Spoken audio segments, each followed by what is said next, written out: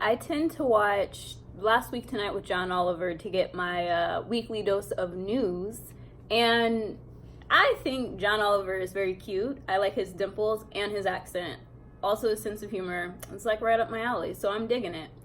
A few years ago, I was talking with someone and they were like, if you think John Oliver is handsome and got the dimples, you need to check out Trevor Noah. And I was like, okay, I'll check this Trevor Noah out and see what's going on. They also admitted that he had an accent. So I check out Trevor Noah and I'm like, okay, he's cute. He's got them big dimples. I can dig it. And yeah, it became I love Trevor Noah, and I have seen him in person. We'll like do a comedy show with my sister in St. Louis at one point, and I just enjoy his sense of humor as well. I know I've seen a video where he talked about how if he were to get married, him and his wife would have separate houses so that they weren't together, I guess. And I thought it was a kind of cool concept. I think it's neat, like when people have untraditional views, which when I read his book, I was blown away by how well crafted it was, well written, and it was a great blend of history meets someone's personal story that is just like incredible. And after reading it, I felt like his mom is my spirit animal. I can totally relate to a lot of his journey, and I feel like there's a lot of just amazing information in this book that like people should read it if you haven't. So I'm Latia. I am a bookworm and a nerd. I love to read books. I read tons of books and they have had a huge impact on my life. And so I'm just gonna dive into what makes this book so special.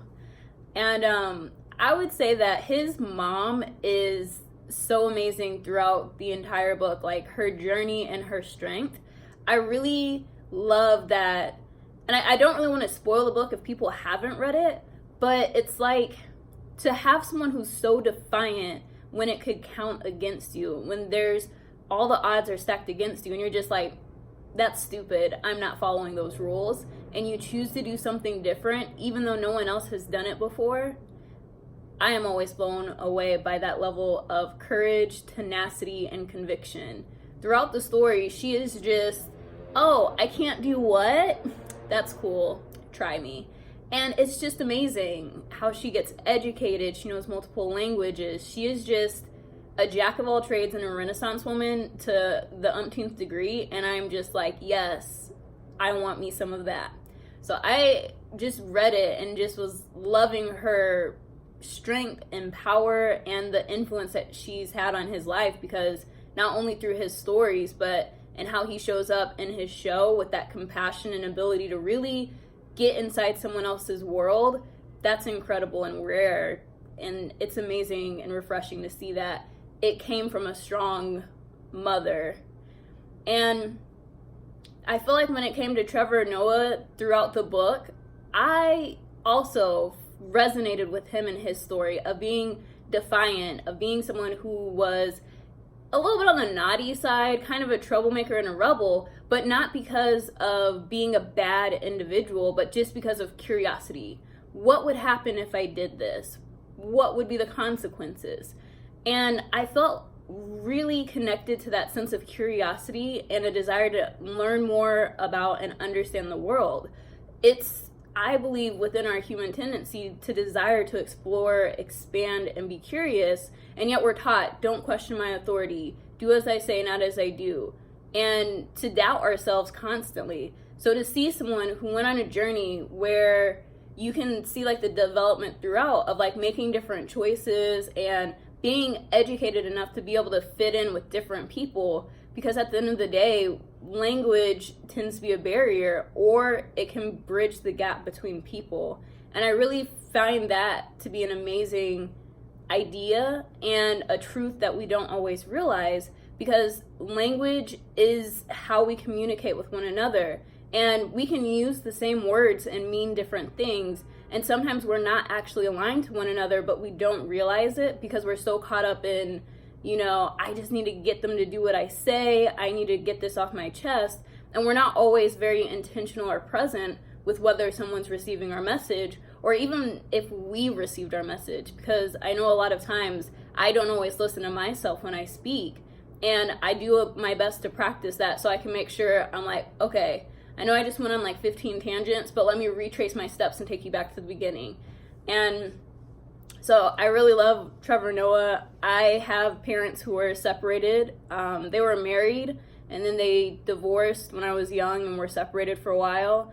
And to have that sense of feeling of not really belonging in either of the worlds that are technically yours by your birthright, I relate to that. And it was just phenomenal storytelling. It was a beautiful picture of what it's like to be yourself and never quite fitting in, but finding the strength to keep moving forward and making it work anyways.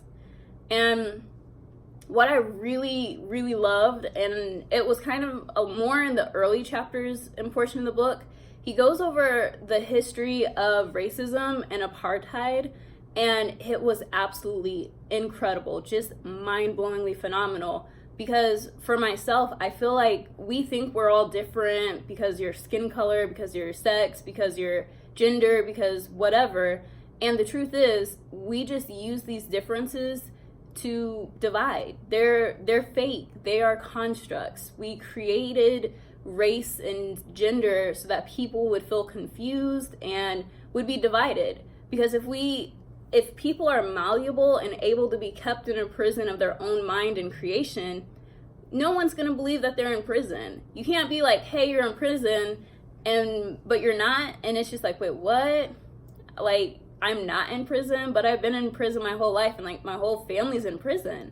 And I read maybe you should talk to somebody, and there's this image that they talk about where it's like, imagine you're in a jail cell and they're at the bars and you're just screaming and you're trying to beat down the prison and you're fighting hard.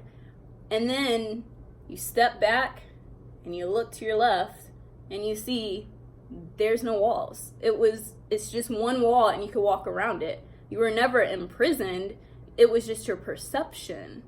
And I feel like that's super profound, and it relates to the idea of racism and how they distributed the power and the people so that Black people wouldn't unite. They changed their languages, they made them stay in different places, they were determined by where they lived. And when you're divided and you don't have the ability to intermingle and intercommunicate, then you're not able to really connect and get, oh my gosh, like, we're all the same. We all have similar thoughts, values, and motivations. We may look different, but that image is not reality.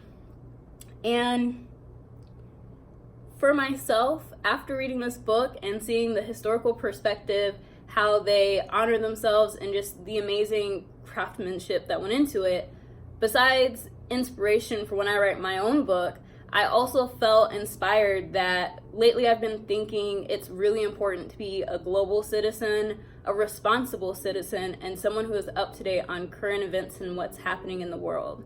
I have not been doing a very good job at that, but it's because I've been taking care of myself and trying to figure out, why do I feel so miserable when I know I have power that I can tap into? And a lot of it has come from not really understanding some things about myself. And as I've been sitting, getting quiet and like reflecting, a lot of that has been coming up for me. But this book is so amazing. It was very inspiring, thoughtfully written, such a well-crafted, it's just a masterpiece. It is so good. If you haven't read it, I highly recommend it. It is just mind-blowingly amazing. It is hilarious. There are so many funny stories and anecdotes.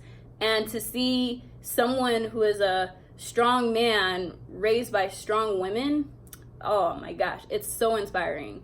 And so I feel like for myself, like, comment, share, subscribe. If you enjoy this, let me know. Comment below, give it a like, all that good stuff. But I would like to leave you with, why fit in when you were made to stand out?